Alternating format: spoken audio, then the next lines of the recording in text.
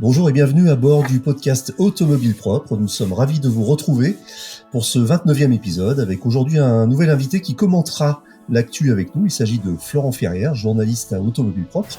Bonjour Florent. Bonjour. Et puis on a toujours Johan et Pierre qui sont avec nous. Bonjour messieurs, bonjour Johan. Salut Eric. Alors tu t'es remis du Covid, ça y est ? Ouais, c'est bon. En 48 heures, Pierre. c'était réglé. Pierre, ça va ? Tout va bien de mon côté. Très bien. Je vous rappelle que ce podcast est disponible sur toutes les plateformes comme iTunes, Spotify, Google Podcast et autres. Si vous l'appréciez, vous pouvez le noter, cela nous ferait très plaisir et cela aiderait le podcast à gagner en visibilité. Alors aujourd'hui, avant de parler, de traiter des sujets d'actualité que nous avons sélectionnés pour vous, je fais un petit préambule sur un voyage de presse que nous avons fait la semaine dernière avec la marque VinFast, qui est une nouvelle marque de voitures électriques vietnamienne. Donc, pour l'instant, pas très connue par ici, mais qui a de solides ambitions et qui nous a proposé de venir essayer ces voitures sur un petit tracé au sud du Vietnam. Dans le programme, il y avait aussi d'autres choses. On a pas mal bourlingué. On a visité leurs usines, on a visité leurs unités de production de batteries. Et c'est assez impressionnant parce qu'ils ont construit tout ça en très peu de temps. Ils ont aujourd'hui une usine près de Hanoï. Ils sont en train de finir de construire une usine en Caroline du Nord aux USA, et puis une autre usine devrait arriver en Allemagne d'ici peu. Tout ça pour dire que on a eu l'occasion de tester la VinFast VF38, et donc c'est une voiture, c'est un SUV de taille moyenne, de segment D, on va dire. Qui propose deux versions, une version Eco, une version Plus, avec entre 400 et 450 à peu près chevaux 350 et 420 chevaux de puissance. Et qui va arriver en Europe, et notamment en France, en Allemagne et aux Pays-Bas d'ici la fin de l'année, avec l'ouverture de points de vente, de stores et de concessions. Donc on a un peu découvert tout ça. Et c'était intéressant de voir comment une nouvelle marque, vraiment en partant de zéro, a pu tisser des liens et des partenariats avec des marques déjà établies pour fabriquer une voiture qui est, je dirais, la plus européenne des Asiatiques, puisqu'ils ont travaillé à l'origine avec BMW, ils travaillent avec Bosch, ils travaillent avec Siemens, avec ABB, et donc et puis avec Pininfarina pour le design. Donc c'est vraiment une voiture qui a un ADN européen, bien qu'elle soit pour l'instant fabriquée au Vietnam. Et donc on pourra juger sur pièce. Alors nous on l'a essayé, on a fait un grand article, un grand reportage qui est sorti aujourd'hui sur Automobile Propre. Je vous invite à aller le voir. Et puis on en saura un peu plus quand elles arriveront réellement en Europe et qu'on pourra faire des essais longue durée, notamment pour tester l'autonomie et l'efficience des voitures. Voilà, c'était la petite parenthèse. Alors, on va tout de suite dans le cœur de l'actualité, avec un premier sujet autour de la voiture électrique à 100 euros. Alors ça, c'est un petit peu l'Arlésienne, hein. On n'en parle plus, on en reparle, ça fait des mois qu'on en parle. Et puis, on a appris finalement, Pierre, que ça ne serait pas avant 2023 finalement. C'est ça, oui. Alors c'est la prochaine date, hein. Peut-être qu'elle va encore changer. Vous savez ce que c'est. On est en campagne présidentielle. Il faut faire plein de promesses. Et l'une de celles donc du candidat d'alors, Emmanuel Macron, était une offre de location de véhicules propres à moins de 100 euros par mois. Plus de nouvelles depuis, et on a eu récemment un dossier de presse qui présente donc tout ce qui va se faire au niveau du pouvoir d'achat à partir de la rentrée, donc dans 2 mois. Et bien plus de traces de cette offre. Et du coup, est-ce que c'était totalement annulé? Est-ce que c'était repoussé? Et heureusement, donc notre nouveau ministre des Transports, Clément Beaune, nous dit, vous inquiétez pas, c'est juste repoussé, ça sera en 2023. Alors ça paraît de toute façon, depuis le début, c'est quelque chose qui nous interpelle, parce que c'est très très ambitieux quand même cette offre de location. Donc on est évidemment, ça permettrait aux foyers les plus modestes d'accéder à des véhicules plus propres. Donc on est tout à fait à Automobile Propre, on est tout à fait d'accord avec cette démarche. Mais dans les faits, ça nous semble quand même très compliqué à mettre en place. Déjà parce que, moins de 100 € par mois, c'est vraiment très peu. Si on prend par exemple la voiture électrique, la moins chère vendue en France actuellement, c'est la Dacia Spring et la Dacia Spring, il faut au moins débourser 120 € par mois et attention, c'est, en prenant en compte, le bonus, la prime à la casse et plusieurs aides qui viennent se cumuler. Donc là, il faudra, que le gouvernement peut-être mettre la main à la poche, mais ça serait quand même, une somme considérable à débourser et donc on peut s'imaginer que, le gouvernement va aussi demander, aux constructeurs peut-être, de faire un effort, supplémentaire ou alors aussi peut-être une sorte de solution de facilité qui serait, d'augmenter la durée en fait des contrats de location qui sont, généralement de 3 ou 4 ans et là on pourrait les faire passer, à 7 ans, peut-être même plus, ce qui permet donc d'alléger la durée de financement, d'allonger pardon, la durée de financement et donc d'alléger de le mensualité. loyer. Voilà, exactement. Oui, alors Voilà c'est... où on en est, donc c'est repoussé en 2023, mais on sait toujours pas trop comment ça va se passer et surtout si c'est faisable en fait, tout simplement. Bon, de toute façon, il y a souvent plusieurs façons de faire de l'habillage tarifaire. Donc, comme tu viens de le décrire, Pierre, il y aura peut-être probablement un moyen de faire descendre ces mensualités sous le seuil psychologique. On aime bien ce mot, souvent en politique, des 100 € par mois. Alors, tu as mentionné comme la voiture la plus chère, voiture électrique la plus chère, la moins chère disponible en La moins France. chère, ouais. Ouais, la moins chère sur le marché, c'est donc la Dacia Spring. Est-ce que on pourrait imaginer qu'il y ait une petite entourloupe du gouvernement en proposant des Citroën Ami finalement? Est-ce qu'on peut imaginer que le gouvernement dise un jour, voilà, vous avez maintenant, on a trouvé, on va vous fournir donc des voitures à moins de 100 € et ça sera une Citroën Ami. Tu crois que ça peut être On peut jouable, jouer ça? sur les mots, Ouais, mais techniquement, la Citroën Ami n'est pas une voiture, c'est un quadricycle lourd. exact. Oui, pourquoi pas. Là, on pourrait peut-être y arriver, mais après, on se retrouve certes avec une voiture, avec donc un véhicule, on va dire électrique, mais qui manque clairement de polyvalence et qui se résume vraiment à une utilisation urbaine et dans un périmètre vraiment très restreint. Oui, Donc, oui. Donc ça paraît pas très ça, probable. exact, ouais. Et sans mauvais jeu de mots, ce serait petit, hein, franchement, Ouais, de ça faire serait ça. effectivement très mesquin. Mais bon, faut s'attendre à tout parfois. Hein. Florent, tu as tu vas rajouter quelque chose sur ce sujet? Non, mais je pense pas qu'il y ait la ficelle très grosse de l'ami. Mais après, l'autre souci qui peut être posé, là, on évoque la Dacia Spring, c'est que c'est une voiture made in China. Et le gouvernement lui-même en était conscient. Il voulait aussi favoriser un peu le made in France. Sauf que si on bascule sur du made in France, en électrique, on a la Renault Zoé, mais là, le budget est encore nettement plus éloigné de la barre symbolique des 100 € par mois. Donc voilà, donc à part allonger, ils évoquent, oui, carrément jusqu'à 7 ans de location, donc vraiment lisser et puis, il y aura une grosse aide pour, une grosse aide de grosse subvention pour, boucher l'écart, psychologique. Mais voilà, ils veulent inciter, les Français à passer sur, ce genre de véhicule, mais on parle pour l'instant que de citadines, donc c'est pas un usage, c'est pas forcément la première voiture, du ménage. C'est vrai, c'est une bonne remarque, notamment cette idée de une voiture qui est effectivement française d'apparence, mais qui est, dont tout le cœur et toute la mécanique sont fabriqués en Chine. Donc, ça peut effectivement poser un problème politique au gouvernement. Deuxième sujet, alors là, c'est un sujet sur l'efficience et on en reparlera aussi plus tard. Il serait possible de faire 1000 kilomètres avec 1 kWh en voiture électrique. Qu'est-ce que c'est que cette histoire, Florent? Oui, alors c'est une expérience que j'ai vécue. Alors bon, là, je vais me faire un peu, taper dessus, je pense, parce que 1000 kilomètres avec 1 kWh, il y a un loup. C'est vrai qu'il y a une grosse astuce de calcul. Alors en fait, on parle du Shell Eco Marathon. C'est donc, une Ouais. compétition qui est, réservée aux écoles, qui existe depuis, les années 85, donc qui est pas récente. Mais par contre, depuis quelques années maintenant, il y a un challenge thermique et un challenge électrique.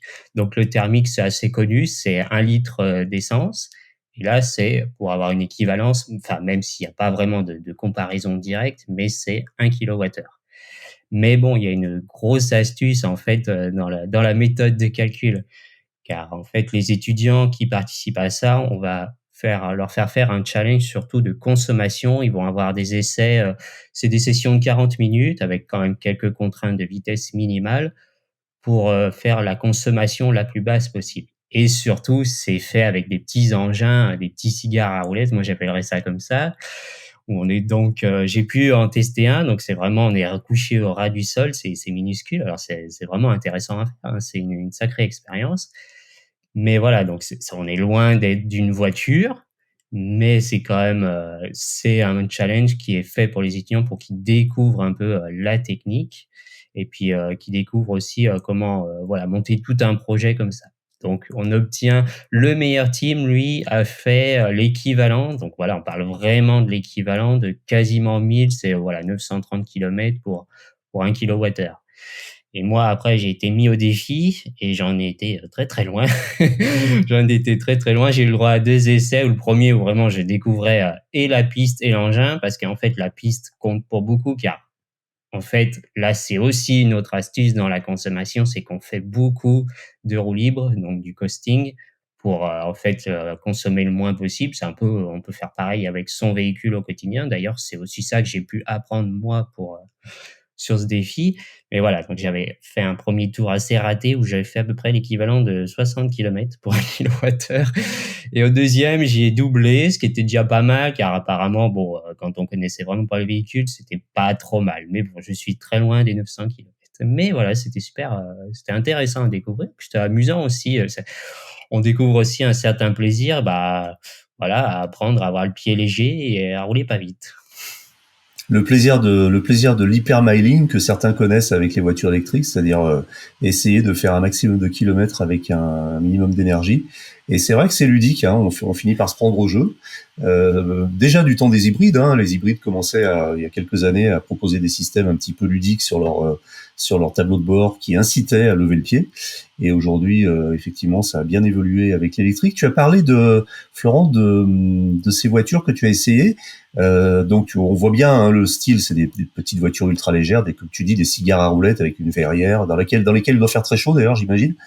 Et, comment c'est, quelle est leur architecture technique sans trop rentrer dans le détail? C'est quoi? C'est un moteur électrique qui est situé à quel endroit? Où sont les batteries? Enfin, comment la voiture est fabriquée en fait? C'est intéressant. C'est une espèce de vélo à 4 roues, quoi. Oui, bah déjà là, il y a l'une des contraintes, c'est 3 roues sur cette catégorie. 3 roues, Ensuite, les d'accord. étudiants, ils ont tout un cahier des charges à respecter en termes de poids minimal, même de poids du conducteur. Il doit faire au moins 50 kilos le conducteur. Pour pas Et la voiture, combien pèse-t-elle? La voiture en elle-même, c'est assez léger. Bah, j'ai pas de poids précis, mais en fait, c'est une structure en carbone. Maintenant, ils arrivent à Ouais. utiliser le carbone qui, bon, les prix ont baissé, voilà, parce qu'ils en utilisent pas beaucoup. Avant, c'était de la fibre de verre. Même la structure, ils sont passés du fer à l'aluminium. Donc, ils ont des véhicules qui sont très légers parce qu'on les voit, ils les portent à bout de bras, à deux, quoi. C'est vraiment des petits engins. Ensuite, il y a un petit moteur électrique. Mais voilà, comme me disait le directeur technique de l'épreuve de Shell, voilà, le moteur, c'est même quasiment c'est pas la partie technique la plus importante. Le plus important dans le résultat de la consommation va être des bons réglages. Voilà, il me donnait un exemple précis, c'est un bon réglage de train avant, c'est moins de frottement des pneus, donc voilà, ça sera moins de consommation. Parce que le moteur, voilà, ils ont besoin de rouler à la contrainte, c'est 25 km/h de moyenne sur leur tentative. Donc le moteur, vraiment, c'est une minuscule puissance, quoi. Des fois, c'est un peu des organes mécaniques qu'ils vont trouver presque sur les vélos. Hmm, d'accord. Et tu as mentionné un autre terme, tu as parlé de rouler à l'économie, et notamment en roue libre, d'utiliser en roue libre, tu as dit quoi? Du costing? Ouais, on appelle J'ai mal ça, ouais, entendu. le costing. Donc c'est vraiment, ouais, vraiment la roue libre, quoi. On lance bien le véhicule pour qu'ensuite profiter, bah, du circuit. Donc quand il part un peu en dévers, en descente, quoi, hop, on laisse porter Très le bien. véhicule. Ce qu'il faut, en fait, c'est bien apprendre à bien monter la vitesse maximale, vite, mais progressivement quand même, et ensuite se laisser partir. Et donc oui, Bon, ben voilà, ça se, j'ai appris un et mot. on retrouve aussi ça voilà, maintenant sur les véhicules, en fait, avec le start and stop, qui souvent vont essayer de faire de la roue libre au véhicule quand on est en décélération pour consommer moins. D'accord, très bien. Donc on fait, quand on roule en électrique, on fait un peu tous du costing peut-être sans le savoir. Pierre ou Johan, ça vous inspire ce type de performance et notamment qu'est-ce que ça dit sur la volonté de Shell d'aller vers l'électrique? C'est du greenwashing ou il y a une vraie volonté? Alors moi, j'ai eu la chance de faire la même chose, la même expérience que Florent, mais il y a quelques années avec du thermique. Donc je vois tout à Ouais. fait de quoi il parle et effectivement, je me rappelle un peu de cette ambiance de compétition entre les étudiants et c'était très intéressant. Effectivement, à l'époque, de mémoire, c'était de la fibre de verre et pas du carbone. Donc voilà, il y a pas mal effectivement de petits réglages qui sont à faire. Et ce que ça dit de Shell, en fait, c'est que finalement, ils sont en train de prendre aussi le virage de l'électrique. On les voit de plus en plus présents, notamment au niveau de la partie recharge. Ouais, Donc, complètement. je pense pas que c'est du greenwashing. Je pense que simplement ils sont dans l'air du temps avec l'électrique. Et c'est vrai que ça donne aussi un nouveau terrain d'expérimentation qui est finalement assez intéressant et qui va peut-être aussi générer des vocations chez ces étudiants pour venir travailler dans ces nouveaux métiers qui sont ouverts par l'arrivée des véhicules électriques. Pierre? Alors, moi, j'aimerais dire que c'est du greenwashing, mais quand même, Shell fait ça depuis 1985, c'est ça? Ouais. Alors, peut-être pas forcément avec de l'électrique, mais déjà en 1985, le sujet de l'économie de carburant, c'était pas vraiment un sujet très populaire, et ils ont su maintenir ça année après année. Et moi, je suis assez partisan du fait de considérer justement l'éco-conduite, l'hypermiling comme un sport mécanique à part entière, où il y a une vraie connaissance. Il faut vraiment connaître pour vraiment tirer le meilleur. Il faut vraiment connaître son véhicule. Il faut avoir une conduite très adaptée qui demande des petits trucs, des petites astuces. C'est beaucoup plus complexe que ça en a l'air. Et du coup, bon, je soutiens toujours ce genre d'initiative. Et en plus, bon, moi ce que j'aime bien, on en reparlera parce que tu veux parler d'efficience, mais ce que j'aime beaucoup, c'est que c'est au final, c'est ludique, c'est un plaisir automobile qui est donc porté sur l'économie, ce qui veut dire qu'on va soit si c'est un véhicule thermique émettre moins de CO2, soit si c'est un véhicule électrique, écoutez, c'est toujours bien de moins consommer. Mais en plus, ça ne passe pas par aller dépasser les limitations de vitesse. Il y a aussi un côté très sympathique, c'est que une éco-conduite, un hypermiling bien fait, c'est tout à fait confortable pour ses passagers. Et du coup, on peut s'amuser au volant dans le respect du code de la route et sans secouer ses passagers. Donc, moi, je trouve ça génial. On y reviendra tout à l'heure, je Oui, crois. oui, mais c'est bien, c'est intéressant la mention que tu as fait au sport automobile en disant que ça pourrait être une discipline à part entière du sport automobile. Et en fait, C'est quelque peut-être pas très part, passionnant à regarder, par ouais, contre. non, mais ça, non, mais Comme spectateur, ça doit être un petit peu pas terrible. ouais, non, Mais mais bon, ça l'est. à faire, c'est Ouais, chouette. mais ça l'est déjà en fait. Si tu regardes bien les grands prix de F1, les meilleurs pilotes sont ceux qui savent aussi économiser le plus le carburant et finir les grands prix sans tomber en panne d'essence. Alors aujourd'hui c'est moins, ça se voit moins, mais à une époque c'était une donnée très importante de l'équation. Et on avait des pilotes très très rapides, mais qui finissaient pas les grands prix parce qu'ils savaient pas économiser leur essence, ou mieux que nous d'ailleurs. Et on avait derrière, on avait des pilotes qui paraissaient moins rapides, mais qui finalement, au bout du compte, finissaient les grands prix et finissaient devant. Donc c'est super intéressant. Et aujourd'hui, les pilotes de F1 font quelque part de l'hypermining et les plus doués, les plus fins sont ceux qui savent aussi, comme tu le disais, utiliser toutes les bonnes stratégies pour consommer un petit peu moins, user moins les pneus, etc. Et finalement, même si on est dans un sport mécanique très avec beaucoup d'extrêmes en fait, finalement, on retrouve un petit peu cette volonté comme ça d'essayer d'aller vers un peu de sobriété parce que c'est le règlement qui l'impose en fait. Donc c'est vrai que c'est un parallèle qui est assez pertinent, assez intéressant. Johan, on va passer au sujet qui est un peu le marronnier du podcast, puisqu'on en parle régulièrement, mais bon, on est obligé un petit peu de faire le point comme ça régulièrement sur les ventes de voitures électriques. Et là, pour le coup, on a maintenant, puisqu'on est en juillet, on a déjà les chiffres, le palmarès des ventes de voitures électriques en France au premier trimestre 2022. Donc voilà, on sait quelle est la gagnante. Et j'avoue que j'ai moi-même été surpris, Johan. Et oui, puisque effectivement il y a eu un peu de changement dans le classement. Déjà, on parlait tout à l'heure de citadines. Effectivement, les citadines ont vraiment le vent en poupe, puisque c'est des véhicules qui squattent en fait le haut du classement. Finalement, on reste quand même, juste pour le contexte marché du véhicule en France, on reste quand même à la baisse au global, donc toute énergie confondue. Par contre, l'électrique est en progression. Donc les parts de marché du véhicule électrique ont vraiment bondi sur ce premier semestre. Elles sont passées de 7,9 à 12,1%, ce qui est quand même assez remarquable. Donc plus d'une voiture sur 10 aujourd'hui est 100% électrique. Voilà, c'est beau de pouvoir le dire. Et donc voilà, on est quand même dans un contexte particulier, puisque l'industrie automobile est quand même aujourd'hui plombée par la pénurie de semi-conducteurs. On sait que certains constructeurs ont pour stratégie en fait de favoriser les véhicules électriques par rapport aux thermiques et donc leur livraison. Donc voilà, on a quand même quelques éléments de contexte qui expliquent ça. On a aussi finalement un peu les conducteurs, les automobilistes qui s'habituent aux véhicules électriques, ce qui vient expliquer ces différents chiffres. Donc voilà pour le contexte. Sans plus attendre, le classement. Et donc on démarre en fait en première position avec la Peugeot i208, donc qui est pas loin des 10 000 ventes, 9 712 ventes, en hausse de 6%. Donc voilà, c'est une belle progression pour ce modèle, peut-être parce qu'ils ont géré les approvisionnements ou en tout cas ils ont réussi à maintenir une capacité de livraison par rapport peut-être à d'autres constructeurs. On verra un petit peu plus bas dans le classement. Mais en tout cas, voilà, la Peugeot i208 fait un très très beau score sur ces 6 premiers mois.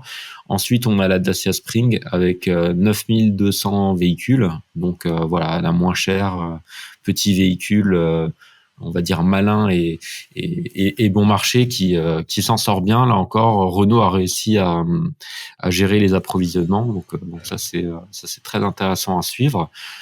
Et ensuite, en troisième position, un véhicule qui, pareil, a le vent en poupe, c'est la Fiat 500, qui fait toujours des beaux scores avec 8900 véhicules qui ont été matriculés. Donc voilà, tout ça, c'est plutôt favorable aux citadines. Derrière, on a la Zoé en quatrième position, qui baisse quand même de quasiment 25%, avec 8125 ventes.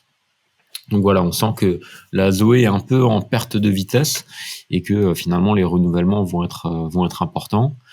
Et la question qui vient maintenant, une fois qu'on connaît le podium, c'est mais où est Tesla? Bah oui, où est Tesla? Tesla, ils sont à la 5e position seulement. C'est vrai que on n'est pas habitué à ça. Mais il y a certainement deux explications. Donc on a la Tesla Model 3 qui arrive en 5e position. Et on a la Tesla Model Y qui arrive en 7e position. Donc finalement, en fait, on va dire dans le top 10, il y a deux véhicules qui sont placés.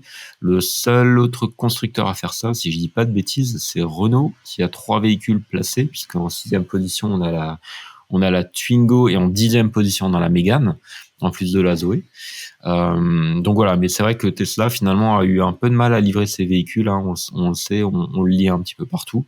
Et aujourd'hui, finalement, j'ai l'impression, mais ça reste à confirmer, que le classement est davantage fait par la capacité à livrer des constructeurs automobiles que finalement la capacité de commande ou à engranger les commandes. Ouais, c'est un petit peu la remarque qui m'est venue quand tu égrenais le podium. Et peut-être que Pierre et Florent voudront rajouter quelque chose, c'est qu'en fait, les gagnants aujourd'hui sont pas ceux qui ont forcément fait la meilleure voiture ou le meilleur marketing, mais ce sont ceux qui sont capables de gérer le mieux les approvisionnements en pièces. C'est ça, non? Ou en composants? Il semblerait, ouais. Moi, j'ai une question quand même, c'est est-ce que aussi, concernant Tesla, est-ce que tout simplement la Model Y cannibalise pas un petit peu aussi les ventes de la Tesla Model 3? Et que quand la Tesla Model 3 était toute seule, peut-être que voilà, ces chiffres auraient pu être cumulés avec ceux de la Model Y aujourd'hui et du coup un meilleur classement. Parce que bon, ce sont des véhicules qui... Alors peut-être que tu peux nous en dire plus à ce niveau-là, Johan, mais bon, c'est quand même des véhicules qui s'adressent sensiblement à des mêmes cibles. Ouais, je pense qu'effectivement il y a un impact Tesla Model Y dans le classement parce que forcément en fait ça cannibalise un peu la Model 3. Je pense aussi que Tesla avait une stratégie de commencer à mettre un peu le paquet sur le Model Y et malheureusement, parce que pour le coup moi je suis un client du Tesla Model Y, j'ai été livré en juillet de ma voiture Et en fait, on sent qu'ils ont décalé en fait les différentes livraisons parce que la Gigafactory de Berlin était pas prête, était pas opérationnelle, était pas en capacité de livrer. Et je pense que c'est aussi une des explications à tout ça finalement. C'est un peu à la fois les difficultés d'approvisionnement et les difficultés de production côté usine. On sait aussi qu'à Shanghai, il y a eu des difficultés pour produire dues au confinement. Donc voilà, tout ça, ça fait un contexte qui est compliqué pour Tesla et qui fait qu'ils n'arrivent pas à livrer. Mais quand on voit les délais de livraison annoncés chez Tesla, on se rend compte qu'ils ont un carnet de commandes qui est absolument full et que finalement ils sont en train d'avoir beaucoup de mal à livrer les véhicules. Donc voilà, s'ils étaient capables de produire, ils seraient en haut du classement, je pense. Ta voiture, à titre personnel, Johan, t'a été livrée dans le délai prévu et indiqué, ou est-ce que ça a été repoussé plusieurs fois? Non, ça a été repoussé plusieurs fois. De mémoire, la première date, donc j'ai commandé en janvier. Première date, c'était en mars, je crois. Ah ouais. Ensuite, j'avais plus de date. Ensuite, j'ai eu une date entre juillet et août, enfin mi-juillet et août, et finalement, ils ont ramené la date de livraison à début du mois de juillet. Donc il a fallu avoir un peu de patience. Florence, ça t'inspire ce classement? Moi, ce que je retiens surtout, c'est peut-être mon côté perfide, mais c'est le bas du classement, en fait. Voilà, quand j'ai regardé le classement, c'est de voir certains modèles qui sont pas à des places qu'on attend. Par exemple, l'X3 chez BMW est assez bas. Même la Mustang Mach-E, finalement, je me rends compte que j'en ai jamais croisé à part devant un garage Ford. Enfin, bon, après, j'habite peut-être dans une campagne un peu trop reculée. Et puis après, il y a des sacrés bides quand même, genre la Honda i, qui, quant à sa présentation, le style est sympa, il a fait mouche et tout.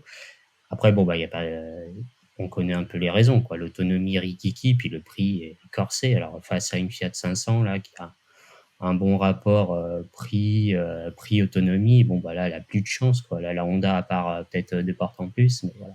Donc c'est un peu dommage, mais j'ai pas l'impression qu'ils aient vraiment envie de changer la gamme, de se remettre un peu d'aplomb sur le positionnement. Ça n'a pas l'air de les inquiéter. Pourtant, voilà, je crois que c'est 150 voitures livrées en France, qui est un gros marché de la voiture électrique. Même si, voilà, comme on dit depuis le début, il y a des fois un peu les disponibilités qui rentrent en jeu, donc ils peuvent un peu influencer sur les chiffres, mais à ce point-là, bon, je pense que c'est pas l'excuse là.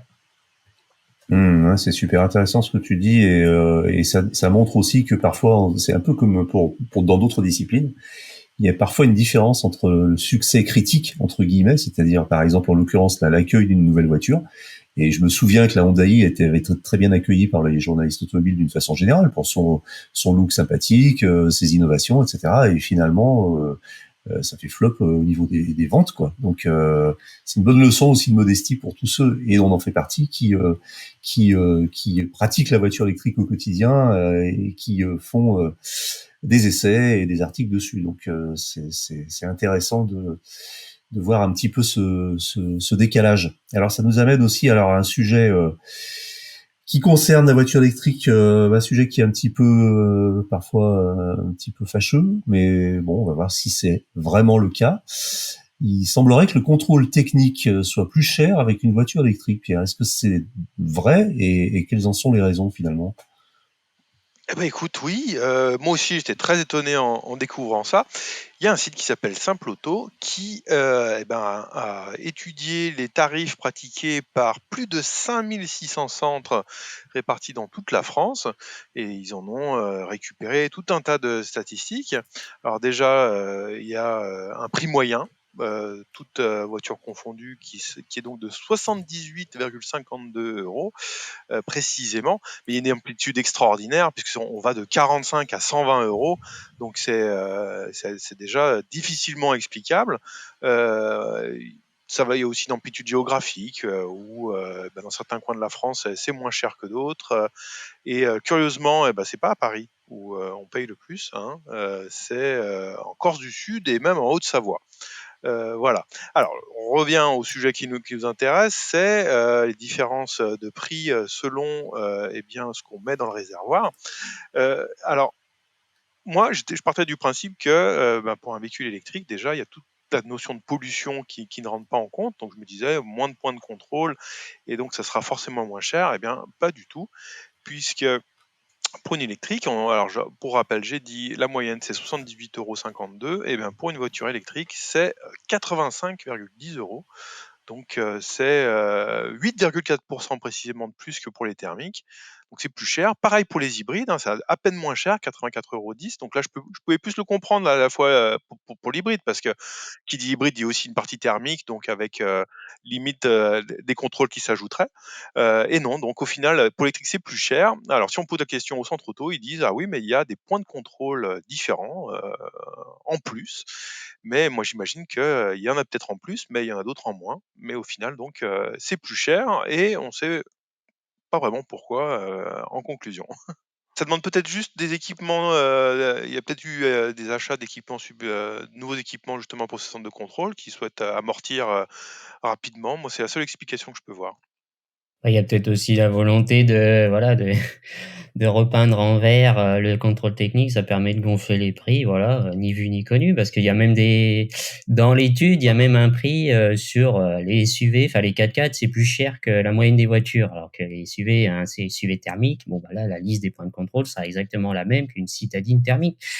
Donc il y a peut-être des fois des catégories où on en profite un petit peu. C'est un peu, voilà, on monte un peu le prix, même si on sait pas trop ce qu'il y a derrière. Le client, c'est une fois tous les 2 ans, il va pas s'en rendre compte. Alors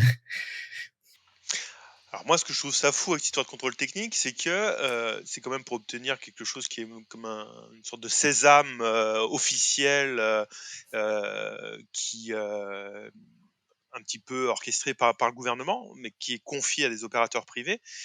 Et il y a un flou total où, eh ben, suivant la région d'où on est, pour un même véhicule, on va payer du simple au double. On ne sait pas pourquoi. Suivant le véhicule aussi, ça sera différent. Et on est dans ce flou. C'est un petit peu agaçant parce que, au final, voilà, c'est un droit de rouler. Et suivant d'où l'on vient et suivant quelle voiture on a, eh ben, on paye plus ou moins cher sans savoir pourquoi. Et bah, je trouve ça fou. Voilà. Ouais, c'est vrai. Et puis ce soupçon de payer plus cher pour l'électrique, c'est vrai que ça paraît quand même. Et ça rajoute encore, voilà, là c'est à la fois flou et incompréhensible, donc Mmh, c'est formidable. mmh. Très bien. Bon, bah, on suivra le sujet. Peut-être qu'on aura l'occasion, nous, de faire passer nos voitures électriques au contrôle technique, parce que c'est toutes des voitures finalement relativement récentes.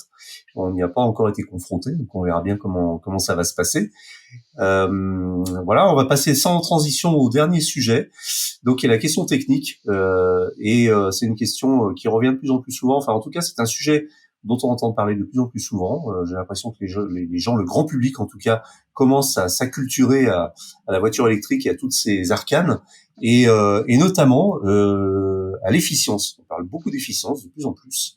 Et j'aurais voulu qu'on fasse un point un petit peu sur l'efficience en matière de voiture électrique. Qu'est-ce que c'est? À quoi ça correspond? Pourquoi on parle d'efficience? Qu'est-ce qui veut se lancer? Bah, je peux peut-être présenter le concept au sens large, en fait, ou au moins parler des différents points qui jouent sur cette efficience. C'est vrai que l'efficience, elle est hyper importante pour les véhicules électriques, puisqu'on a une problématique d'autonomie et donc de consommation. Et moins on consomme, plus on pourra aller loin avec une même batterie. Donc ça paraît finalement assez logique. Une fois qu'on a dit ça, en fait, finalement, on peut se demander quels sont les paramètres qui influent sur cette efficience. Donc finalement, on est sur des choses qui sont assez proches de ce qui influence l'efficience du thermique, sauf que sur le thermique, finalement, on s'en préoccupait peut-être un peu moins. Encore que avec les nouvelles normes sur la consommation des moteurs thermiques, on a commencé à s'y intéresser. Mais là, c'est vrai que sur l'électrique, ça prend une toute autre importance. Et parmi les paramètres qui influencent cette efficience, on peut avoir le poids, qui est un point vraiment très très très important et qui joue beaucoup.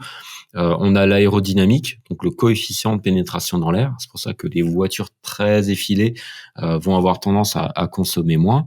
Je pense par exemple à des véhicules comme la Model S ou encore l'Ioniq première génération, qui sont des véhicules particulièrement efficients et qui du coup ont un coefficient de pénétration dans l'air particulièrement soigné. Et c'est vrai que nous, c'est quelque chose aussi. Alors là, je prends ma casquette ChargeMap qu'on a découvert aussi quand on a travaillé sur le planificateur d'itinéraire, où on fait en fait une modélisation mathématique de la voiture et finalement, en fait, les paramètres du poids et de l'aérodynamique jouent beaucoup en fait dans la consommation qu'on peut calculer. Donc une fois qu'on a dit ça, il y a d'autres paramètres qui rentrent en compte. Je pense notamment au type de moteur et à sa performance. Je pense aussi au freinage régénératif, la capacité à récupérer de l'énergie quand on décélère, la capacité aussi de faire de la roue libre et finalement d'autres facteurs aérodynamiques. Alors ça rejoint un peu le coefficient de pénétration dans l'air, mais notamment on a vu Tesla avoir des couvercles de jantes aéro, des rétro-caméras sur d'autres véhicules. Voilà, ça c'est des choses qui jouent. Et puis on peut parler d'un point qui est parfois pas forcément toujours bien maîtrisé, mais c'est le gonflage des pneumatiques qui peut avoir un impact aussi significatif sur l'efficience. Donc voilà, ça c'est un petit peu les principaux critères. Je sais pas si vous en voyez d'autres. Mais Florent, c'est puisqu'on a j'avais eu un noté. sujet tout à l'heure justement sur c'est quoi le challenge EcoShell. Donc tu connais bien le sujet. On a parlé notamment d'hypermaling et de costing, qui sont des termes qui vont avec l'efficience. Alors l'efficience, bon, si on veut refaire juste une petite définition rapide que j'improvise là, c'est quoi? C'est la capacité d'une voiture à faire la plus longue distance possible avec le moins d'énergie possible. C'est ça en gros. Ouais, ça revient parfaitement au challenge qu'on a Ouais, c'est évoqué. ça. Donc, Ouais. après, on a vraiment 2 composantes que moi j'ai retrouvées dans ce test et qui sont vraiment, pour moi, presque moitié-moitié. C'est la technique et puis ensuite le pilote, donc le conducteur, savoir, voilà, qu'on pourrait presque schématiser avec un œuf sur la pédale d'accélérateur parfois. Alors, c'est un peu gros, mais voilà, puis on en revient à du basique éco-conduite qui concerne tous les conducteurs d'ailleurs, hein. Là, on est forcément porté sur l'électrique, mais ça débarque vraiment à partir du thermique, ça concerne tout le monde. Donc, Ouais. après, Et en moi, je fait, pense qu'on va. oui, vas-y, Florent, pardon. Ouais, non, mais pour rejoindre aussi, voilà, ce qu'il disait au début, il y a une bascule qui se fera petit à petit dans la façon de présenter les voitures électriques. Pour l'instant, on parle beaucoup de l'autonomie, ils mettent en avant ce chiffre. Mais après, il y aura une bascule quand tout le marché sera électrique. On va repasser sur la consommation, le chiffre de consommation. Mercedes a déjà commencé à défricher la chose avec le concept QXX. Voilà, ils n'ont pas cherché à faire ils ont fait plus de 1000 km sans avoir la batterie la plus grosse possible. C'est là, ils sont revenus sur la partie consommation. Voilà, donc je pense que d'ici quelques années, c'est cette valeur que les clients regarderont à nouveau. C'est voilà, consommer le moins possible avec son électrique. Hmm.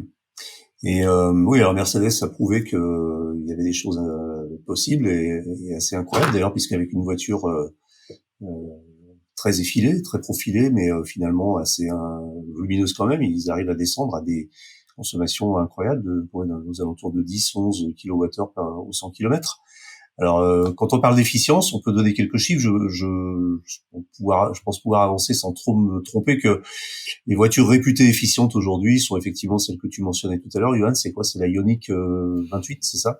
C'était une des premières électriques. Ouais, c'est ça. Et puis finalement, dans les modèles actuels, on a une voiture qui est très efficiente de façon un peu inattendue parce que sa ligne ne le laisse pas penser. C'est le Hyundai Kona, qui est plutôt un petit SUV relativement cubique et qui a une très bonne efficience puisque ceux qui l'utilisent indiquent généralement qu'ils sont plutôt aux alentours de 13, enfin sur la moyenne, constatée aux alentours de 13, en tout cas en dessous de 15 kWh au 100 km. Dans les voitures très efficientes qui sont entre 15 et 18 en moyenne, on a effectivement la Tesla Model 3. Donc des voitures effectivement très efficientes. Donc on peut dire aujourd'hui, on peut caractériser l'efficience d'une voiture électrique en disant, sans trop se mouiller, qu'une voiture électrique efficiente tourne aux alentours entre 12 et 15 kWh au 100 km.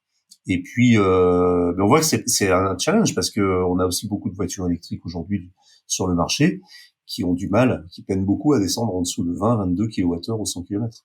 Donc il y a encore effectivement du travail et c'est passionnant parce que c'est le vrai sujet à mon avis aujourd'hui de la voiture électrique. Et je pense que les constructeurs vont trouver. Alors là on a énuméré 4 ou 5 critères, mais il y en aura peut-être d'autres à l'avenir. Qui sait si on peut pas aussi améliorer l'efficience dans les frottements à l'intérieur des moteurs électriques, etc., etc. Donc, je sais pas, Pierre, ce que tu en penses pour conclure.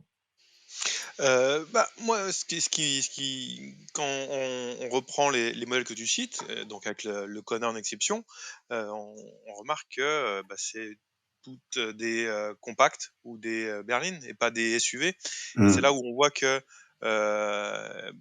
malheureusement, bien souvent, tout ce qui est marketing va à l'encontre un petit peu de la logique, c'est-à-dire que il faudra des voitures profilées avec probablement aussi des jantes de petit diamètre pour avoir vraiment les bases de l'efficience, mais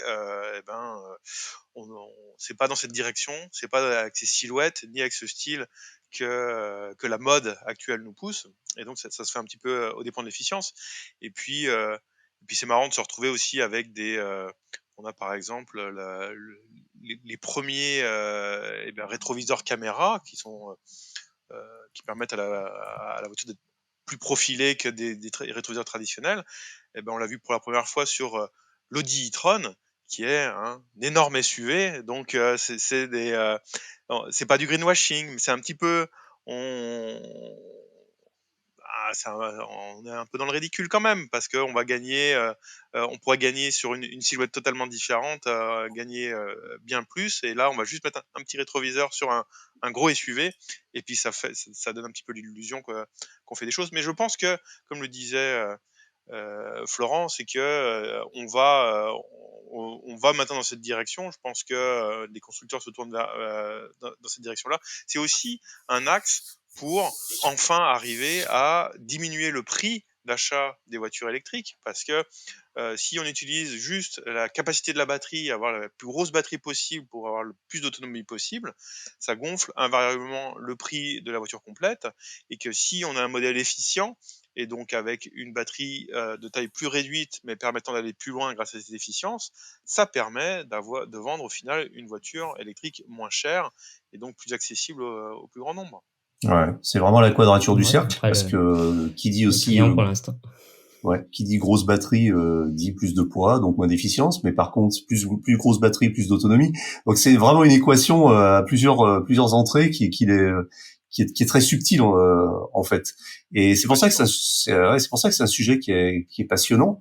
Et encore une fois, c'est vrai qu'on a aussi à apprendre de la technologie avancée dans les sports mécaniques, puisque c'est aussi une partie de la donne en sport mécanique d'avoir des voitures les plus aérodynamiques possibles.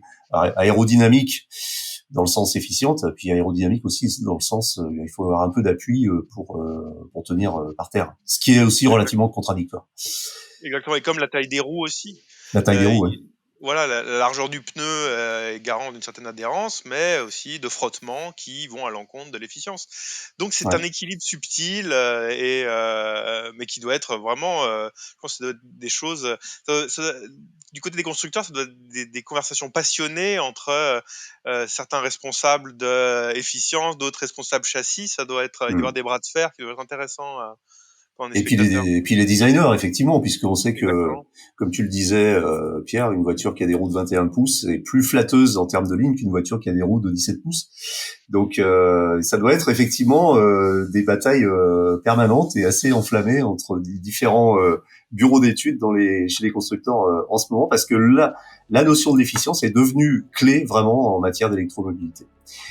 Voilà, c'est terminé pour aujourd'hui. Le podcast est terminé. L'actualité de la voiture électrique ne s'arrête jamais. Retrouvez-la heure par heure sur automobilepropre.com. Pensez bien à vous abonner via votre plateforme préférée afin de ne rater aucun épisode. Et n'oubliez pas de noter le podcast sur les plateformes. C'est le meilleur moyen de nous soutenir. N'hésitez pas également à nous faire vos retours, remarques et suggestions à l'adresse podcast@automobilepropre.com. Quant à nous, nous vous disons à la semaine prochaine pour un nouveau numéro de Automobile Propre, le podcast qui sera une interview d'un acteur important de l'électromobilité en France. Merci, salut à tous.